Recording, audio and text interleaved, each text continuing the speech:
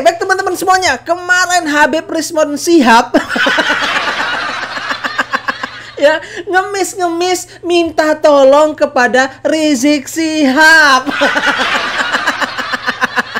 Dan sekarang tahu nggak teman-teman ya? Sekarang apa? Rizwan ngadu ke Sultan Hamengkubuwono X. Gimana ini Rizwan? Gimana? Kok kamu jadi tukang ngaduan, minta tolong ke sana sini? Katanya gentle ya, katanya berani. Kok bisa minta tolong sana sini? Halo buat semuanya para pembenci ya, ini Sultan itu tidak mengurusi hal yang seperti itu ya. Sultan nggak pernah yang namanya menghasut, menfitnah, mengadu domba, menyebarkan kebohongan. Nggak level kalau mau nolongin kalian. Jangan bawa-bawa Sultan dong Bang Rizwan ya. Kita sebagai rakyat Indonesia, aduh menyayangkan banget Rizwan ini bawa-bawa nama Sultan. Nggak level dengan kalian itu. Ayolah Bang Rizwan ya.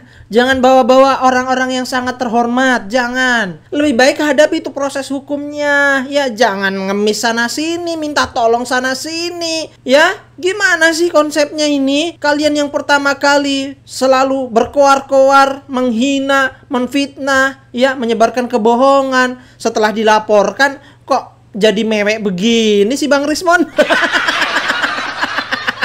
Hadapi dong dengan gentle ya. Ya, kepada Baginda Sri Sultan Hamengkubuwono ke-10 ya, Bapak Sultan, tolonglah Pak ditengahi nih Pak ya, supaya ada mereka konvers. Kalau bisa saya bertiga juga diundang lagi dan Bapak Sultan yang hadir di situ, supaya mendesak UGM menyajikan data-data 34 itu. Tetap parah ada itu, nggak berani kau keluar statement kan ya, bersembunyi di toilet rektorat itu ya kau, Ova Emilia.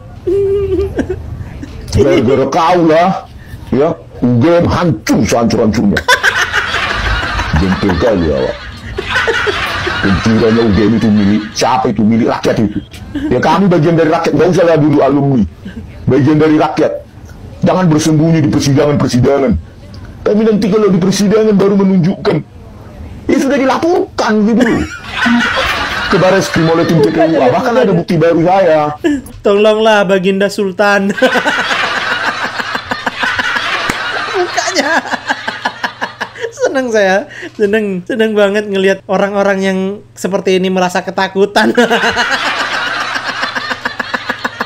Gimana Rizal Fadilah? Gimana kabarnya? Buat drama lagi kecelakaan. Ya, Dokter Diva gimana? Kurnia gimana? Gimana kalian? Ketar-ketir nggak? Takut nggak? Takut lah. Kalian itu harusnya lihat Rizwan ini, ya. Udah ketakutan, minta tolong sana sini, ngemis sana sini kan. Oke, nah ini sekarang kita akan melihat bagaimana komentar Opung Parbelak teman-teman ya. Bagaimana kelucuan dan keseruannya? Mari kita simak videonya sampai selesai biar teman-teman tidak gagal paham, oke? Kalau kemarin sempat Habib Rizwan Shihab minta tolong sama Habib Rizik Shihab, sekarang nongol lagi videonya minta tolong dengan Sultan Hamengkubuwono. Bro, salah orang kau. Ngapain kau minta tolong sama Sultan? Kalau misalnya sama Rizik Shihab, oke lah, suka-sukamu. Ya. Tapi ini Sultan Hamengkubuwono X adalah seorang yang terhormat. Iya. Ya, kepada Baginda Sri Sultan Hamengkubuwono ke-10 ya, Bapak Sultan, tolonglah Pak ditengahi nih Pak ya, supaya ada mereka konvers. Kalau bisa saya bertiga juga diundang lagi dan Bapak Sultan yang hadir di situ, supaya mendesak UGM menyajikan data-data 34 itu. Tetap parah ada itu, nggak berani kau keluar statement kan dan bersembunyi di toilet rektorat ini ya kau, Ova Emilia. Habib Rizwan ini. Gara-gara kau lah ya, UGM hancur sehancur-hancurnya. Tolong dulu Bapak Sultan, mediasi dulu, dipanggil dulu orang yang tiga itu. Kalau bisa dibikin konferensi pers. Siapa kali kau? Enak aja kau bawa Bapak Sultan. Ya gak percaya ini dia videonya. Udah kalian dengarkan? Ya, dia bilang apa? Tolong dulu Bapak Sultan. Yang kau kiranya itu tukang jualan parfum. Itu Sultan itu, bukan tukang jualan parfum itu. Itu Sultan Rismon. Beliau itu nggak pernah terlibat chat mesum, nggak pernah. Beliau itu nggak pernah mengajak aja pengikutnya ngasah-ngasah golok, nggak pernah. Beliau itu nggak pernah dipenjara, nggak pernah. Jadi bisa dipastikan ya, Bapak Sri Sultan Hamengkubuwono X adalah seorang terhormat. Beliau nggak pernah punya pasukan ya yang dihasut untuk memerangi agama lain, nggak pernah. Ya, beliau itu bukan ketua ormas. Enak kali kok kayak minta tolong kok sama ketua ormas. Caramu itu ya kayak manggil-manggil ketua ormas kau. Pung, kok arahnya ke satu orang itu, Pung? Siapa? Kau bilang kau bawa nama-nama tukang jual parfum. Siapa ketua itu? ormas. Pernah dipenjara. Suruh ngasak golok. Siapa ayo? Kan cuman dia satu-satunya yang bikin kayak gitu pun di Indonesia ini. Ya, aku kan nggak bilang nama ya kan? Iya. Nggak bilang nama. Aku hanya membandingkan seseorang itu dengan Sri Sultan Hamengkubuwono X, seorang pria terhormat, seorang golongan raja yang kalau kalian harus tahu sebetulnya posisi beliau itu sama dengan presiden. Sama. Itu loh, enak aja bilang tolong dulu Sultan. Muncungmu itu. Enggak minta tolong kau, enggak tahu diri kau, paham? Sekarang begini aja, apa gak sekalian aja kau minta tolong sama Gubernur Sumatera Utara? Manalah mungkin Gubernur Sumatera Utara itu menantunya Bapak Presiden. Menantunya Bapak Jokowi itu, Bung. Mana mungkin. Mana tahu si Rismon lupa. Mana tahu lupa dia kalau Pak Bobi itu menantunya Bapak Jokowi. Hati-hatilah kau Rismon, dipersulit nanti kan. Maksudnya dipersulit apa nih, Bung? Ya enggak sih. Yang mempersulit siapa, Bung? Ya enggak ada juga sih. Itu loh. Ya sekarang begini, ya. Ini akal sehat si Rismon ini udah nggak apa lagi, udah mulai apa namanya, udah mulai aus gitu loh. Tahu kalian aus nggak? Udah mulai terkikis dikit-dikit. Jadi nggak tahu dia nggak sama semua mau dibawa-bawanya. Kemarin bawa Rizik Syihab, sekarang bawa si apa namanya, bawa Sri Sultan. Besok bawa siapa lagi? Hah? Bawa Ramos Horta atau kau bawa aja sekalian Sanana Gusmao. Siapa itu Pung Sanana Gusmao? Perdana Menteri Timur Timur. Ramos Horta itu Presiden Timur Timur. Terserah kalian pilih yang mana. Semua anak bangsa mau diadu kawan ini. Kacau ini bang. Kemarin kau mau laga-laga Hercules sama orang Batak. Datang kau ke tanah Batak. Enggak aja kau. Kalau mau tempur kau di tengah jalan kau berdua kau sama Bapak Hercules. Yakin kau? Yakin aku jujur aja. Nggak usah pun main tangan Hercules. Dipelototi aja mati kau. Mati ketakutan kau banyak kali kayaknya. Berani kau. Ya. Jadi itu dia. Sekarang masih banyak juga berseliweran. Banyak itu, masih banyak yang DM Opung Parbela. Opung, bahas dulu ijazah S3-nya si Roy Suryo. Jadi begini ya. Jadi begini. Memang betul masih diduga ijazah Roy Suryo itu yang S3-nya itu palsu. Katanya. Rismon maksudnya. Kata siapa, Peung? Kata John M. Sinambela. Secara eksplisit nggak ada dibilangnya itu, Bung. Memang betul, tapi secara implisit. Iya. Jadi kenapa kau berani bilang begitu? Itu katanya, kata orang sana. Tengok aja media sosial yang lain atau konten-konten kreator yang lain. Karena aku ngambil berita dari situ.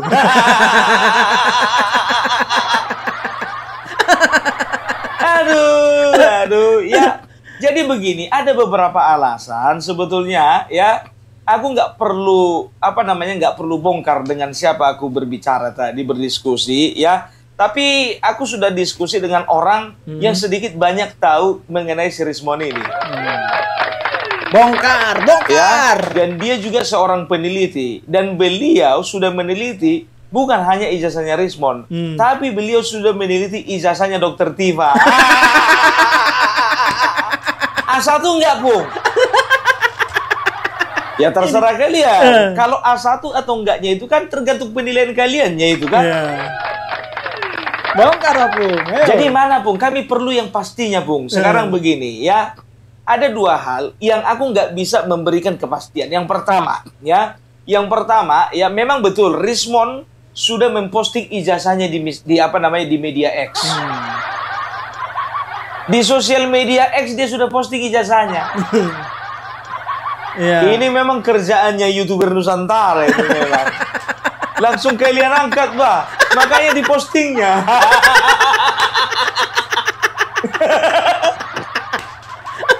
Dipostingnya, ya kan? Nah, ya.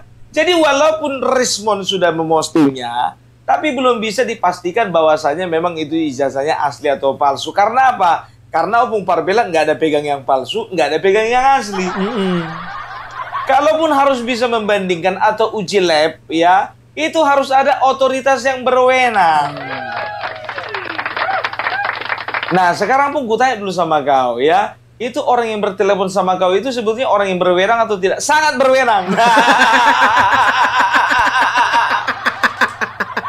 Ya. Perlu bisa dibongkar orangnya, Bung? Nggak perlu.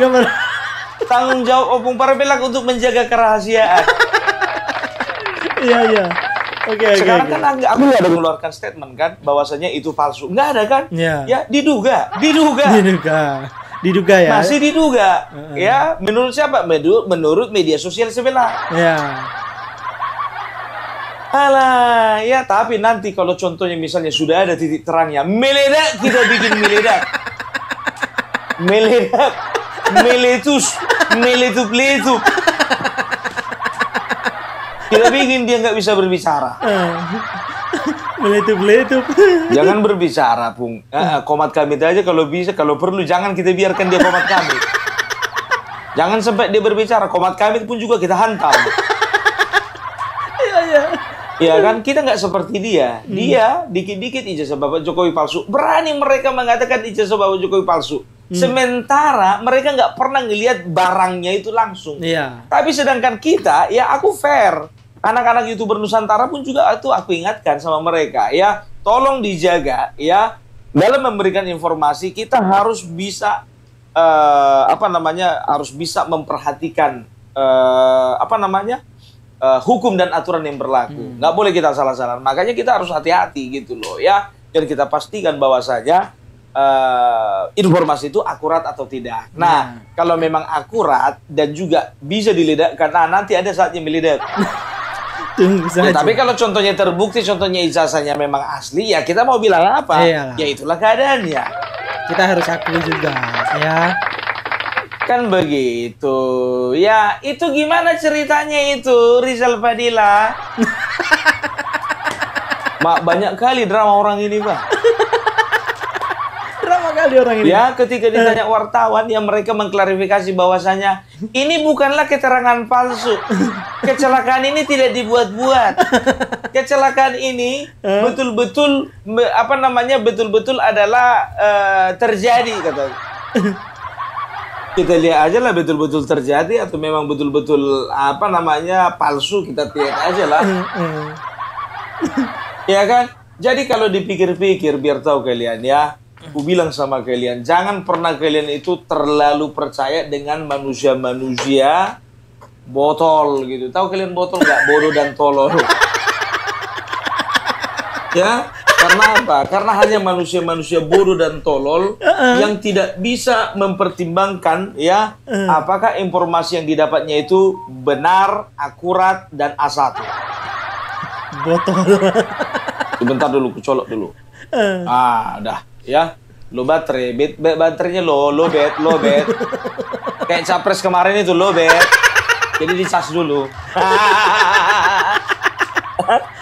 Itulah Bung Parbela uniknya ya kan. Ada gangguan di tengah jalan, nggak mau di-cut-nya, nggak mau diedit, lanjut terus gas. Dan juga Kurnia ya.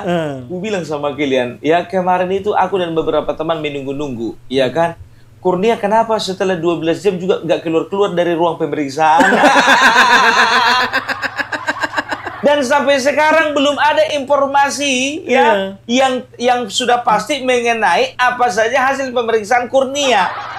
Belum ada yang sampai video ini dirilis. Kurang tahu aku nanti ketika misalnya contohnya sudah aku rilis misalnya jam sekian, nggak taunya keluar berita mengenai hasil pemeriksaan katakanlah lebih lambat ya itu apa dibilang ya itulah namanya informasi, kadang-kadang bisa cepat kadang-kadang bisa lambat kan begitu. Tapi informasi yang terbaru yaitu dia ya Kurnia ya tidak keluar dari ruang pemeriksaan selama 12 jam. Lama loh itu. Lama juga ya. Kalau naik pesawat itu udah sampai ke Amerika itu. Betul ku bilang gitu kan. Orang ini dapat undangan makan malam. Iya kan, coba lihat ya, dari pagi diperiksa sampai malam. 12 jam. Berarti yang sekalian makan malam ya kan. Luar biasa memang. Kurnia, di mana engkau Kurnia? Jadi berbicara tentang Sultan Hamengkubuwono ke-10 ya. Makanya Opung Parbelak secara pribadi marah dengan si Rismon karena dia membawa-bawa nama seorang yang sangat bermartabat, seseorang yang sangat terhormat ya. Dan juga beliau itu sudah ya Rismon itu sudah sangat mengotori Yogyakarta karena apa? Ya, karena kampus UGM ya sebagai kampus kebanggaan dari daerah istimewa Yogyakarta mereka kotori dengan menggeruduknya ramai-ramai.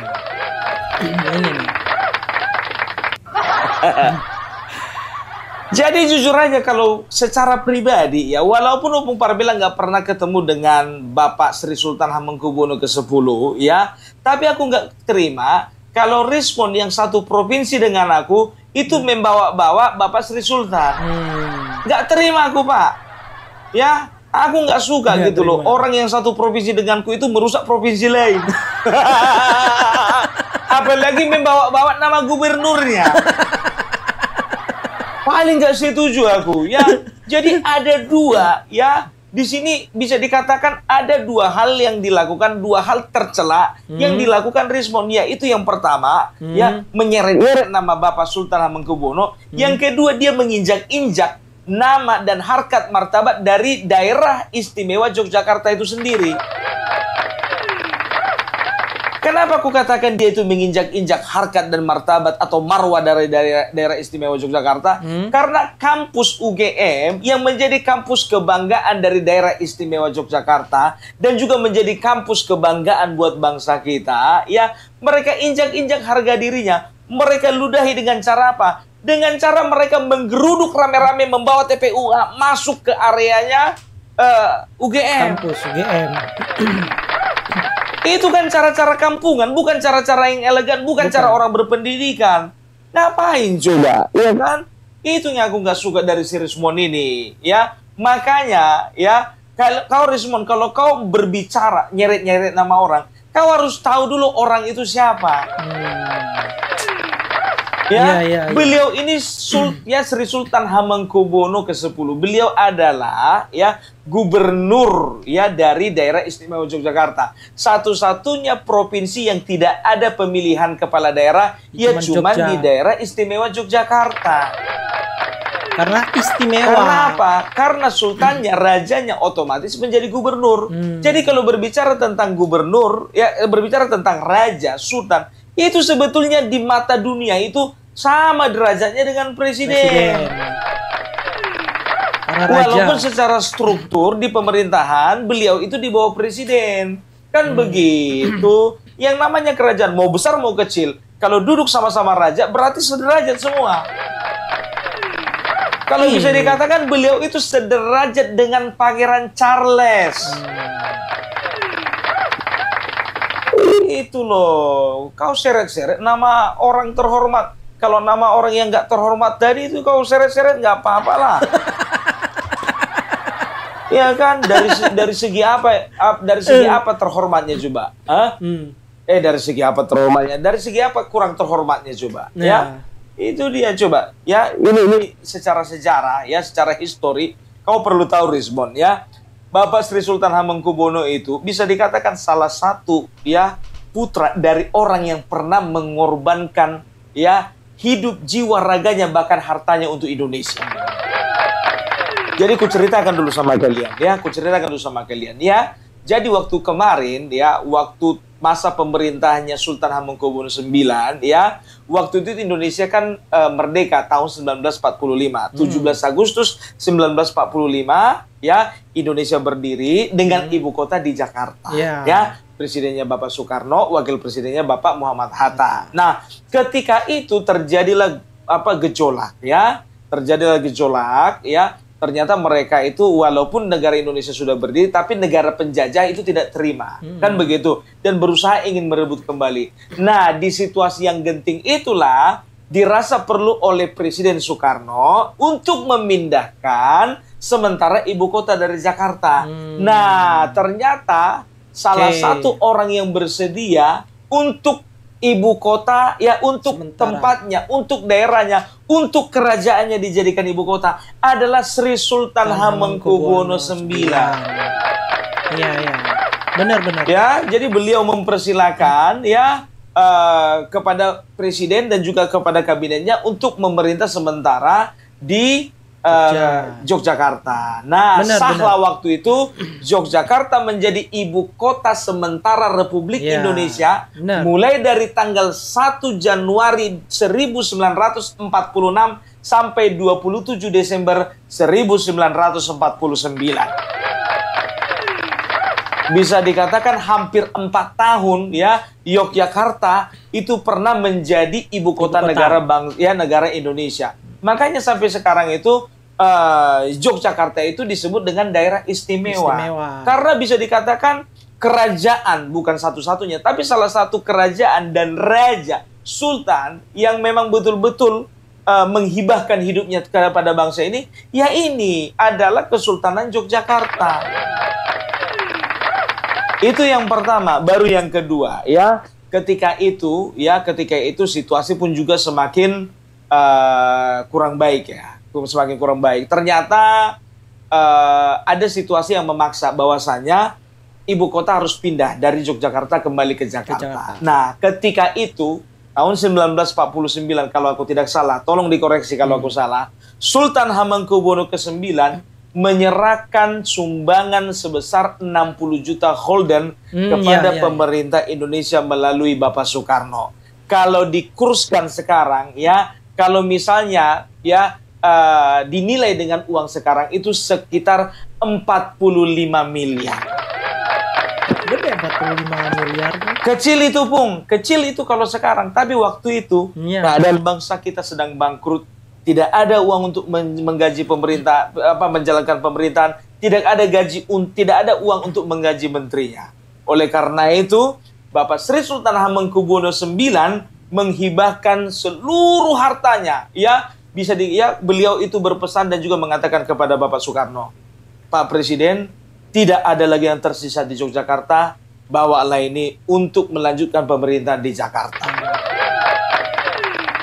Ya, itu dia. Aku mendengarkan ini menangis. Kau seret-seret pula nama beliau, ya, kau seret pula anak dari beliau, ya, untuk mengurusi masalahmu ini. Nggak bisa seperti itu, Rizmon. Kalau ku bilang kau itu keterlaluan. Suruh ngurusin masalah. Ya, selain itu beliau ini adalah wakil presiden dulu. Ya, Sri Sultan Hamengkubuwono IX itu wakil presiden. Kalau aku tidak salah itu wakil presiden kedua. Jadi wakil presiden pertama itu Muhammad Hatta. Ya, pemerintahan dari tahun 1945 sampai 1956. Nah, setelah itu mungkin vakum lah. Tidak ada wakil presiden tapi ada presiden. Nah, ternyata yang kedua, ya, wakil presiden yang kedua itu adalah Sri Sultan Hamengkubuwono ke-9. Ya, beliau menjabat mulai dari tahun 1978 sampai tahun 1983. Ya, setelah itu wakil presiden ketiga, ya, itu adalah Adam Malik, ya, putra terbaik kelahiran Siantar.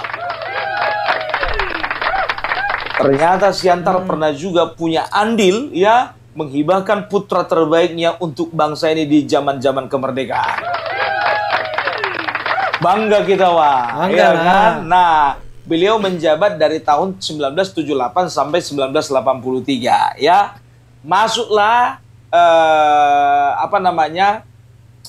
wakil presiden yang keempat ya, yang bernama Umar Wirahadikusuma ya. Menjabatlah beliau dari tahun 1983 sampai 1988 ya.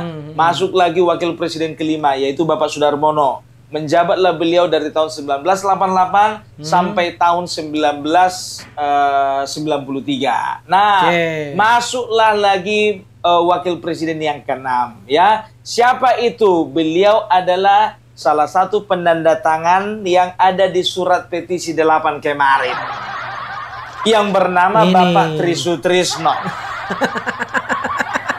Ya, sebelum beliau itu menjabat sebagai wakil presiden, beliau itu pernah menjadi Panglima ABRI, Pangap, tahun 1988 sampai tahun 1993 ya.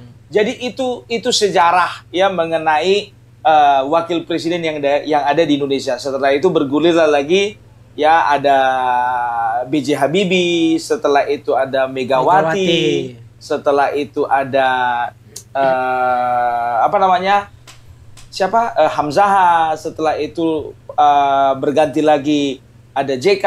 Setelah itu berganti lagi Budiono. Setelah itu berganti lagi JK lagi. Setelah itu berganti lagi siapa kemarin itu Maruf Amin. Nah, sekarang yang menjadi wakil presiden itu adalah Gibran Rakabuming Raka. Wakil presiden hafal termuda. kali kau, Bung. Iyalah, orang yang hafal kan cuma presidennya aja. Presiden pertama Soekarno, presiden dua Soeharto. Presiden ketiga Habibie, keempat itu Gus Dur. Kelima Megawati, keenam SBY. Ketujuh Joko Widodo, kedelapan Prabowo Subianto. Wakilnya. Tapi kalau Bung Par bilang hafal semua mulai dari wakil presidennya. Luar biasa. Jadi aku paling nggak suka ya, seseorang terhormat dibawa-bawa untuk masalah urusannya si Rismon ini. Paling benci aku, paling benci. Sama lah, paling benci nih. Udah aku bilang, sekarang begini aja, coba kau data dulu semua ya, ke kalau memang konyol-konyolan, semua gubernur yang ada di Indonesia ini minta tanda tangannya. Kurasa satupun itu nggak ada yang mau untuk memediasi kau dengan Bapak Joko Widodo.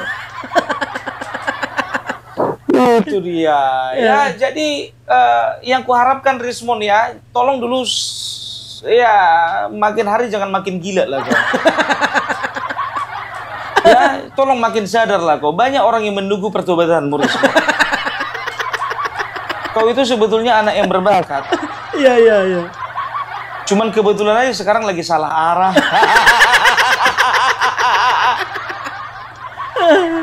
Aku bilang makin menggila, coba. Kayak Petamburan dia.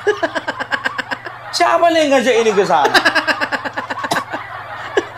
Ya, nggak perlu ku jelaskan kenapa orang-orang harus menghindari yang namanya Petamburan.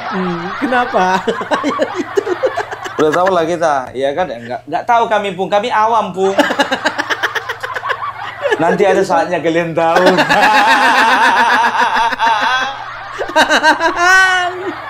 Itu dia, ya. Jadi biar tahu kalian, ya. Ini Bapak Sri Sultan Hamengkubuwono ke-10 ini juga dalam melakukan tindakan juga nggak main-main, nggak macam-macam dia ini, ya kan? Kemarin itu biar tahu kalian, ya. Waktu ada perbedaan ketika beliau itu menerima Anies Baswedan dan pasangan Prabowo Gibran. Waktu Pilpres kemarin. Iya. Waktu datang si Anies Baswedan biar tahu kalian ya, ketika mau memberikan kata sambutan memberikan keterangan di hadapan wartawan, nggak mau dia, langsung disuruhnya itu si Anies Baswedan. Iya. Beliau nggak mau. Banyak hal yang tadi dibahas sama-sama dan kami sendiri merasakan betul Jogja ini sebagai sebuah melting pot di mana menjaga kebinekaan menjadi satu kesatuan dan satu menghargai semua. Itu juga pesan yang disampaikan oleh Saudara.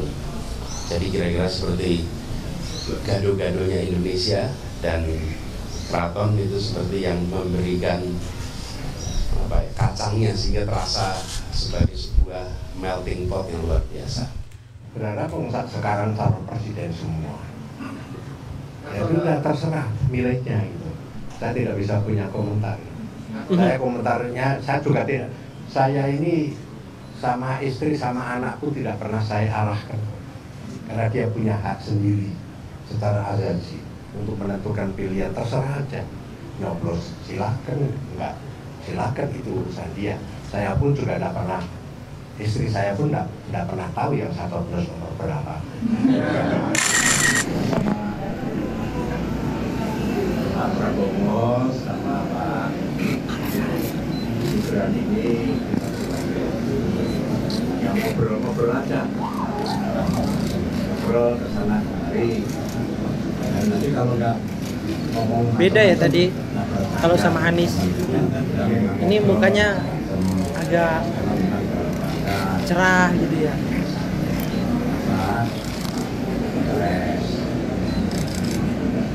Semua itu kita bicara secara umum dalam arti ya kita lakukan pikiran saja. Sama beliau dulu mau silaturahmi baru bisa ada kesempatan hari ini ya, ngobrol banyak hal. Ya, yo tentang perkembangan bangsa negara. Saya akan sekolah di sini, lama di sini. Beliau sesepuh ya, banyak nasihat lah. Melarang gitu loh. Ya kan? Ya apa? Ganjar mau ketemu ya saya terima. Lalu berbagai macam kata puja dan puji dikeluarkan si Anies Baswedan ini ya kan. Kalau kalian perhatikan ya raut wajahnya Bapak Sultan ya. Iya. Ini aja. Iya, benar-benar. Lama kali ini ngomong pikirnya kan. Banyak kali cerita kau pikirnya kan. Aku udah mau istirahat, kapan lah kau pulang kan begitu. Tapi beda waktu beliau menerima kedatangan Bapak Prabowo Gibran. Beda. Sangat Mukanya cerah happy, gitu. ceria, ya sangat luwes gitu loh ya. Nggak seperti waktu menerima Anies Baswedan. Jadi artinya apa? Beliau tahu mana pemimpin yang memang betul-betul harus didukung, dan mana pemimpin yang harus dihindari. Ketika ditanya wartawan bagaimana tanggapan Bapak kan begitu. Ya, ini waktu versi sama si Anies ya. Ya, kalau saya sih sebetulnya tidak pernah memaksakan. Boleh ditanya, sedangkan sama anak istri saya aja, saya nggak pernah memaksakan mereka pilih siapa. Mak, ngeri kali lah perasaannya si Anies Baswedan mendengar kayak itu ya kan. Tahu gitu nggak kesini aku pikirnya. Tapi ketika Bapak Prabowo Gibran berkunjung ke sana ya, beliau itu seolah mempersilahkan kepada Bapak Gibran ya, Pak depan aja ya, berusaha untuk ramah. Mukanya ceria ya. Karena beliau tahu ya yang akan menjadi titisan daripada ayahanda tercinta adalah Gibran Rakabuming Raka. Ayahanda seorang wakil presiden ya, yang kedua, dan Gibran yang akan melanjutkan perjuangan beliau. Ya, beliau berkata, ya kita bicara macam-macam lah, banyak yang kita bicarakan, kan begitu. Nah, ketika ditanya waktu versinya Anies Baswedan menghindar. Begitu waktu ditanya versinya Prabowo Gibran senang sekali ya kan.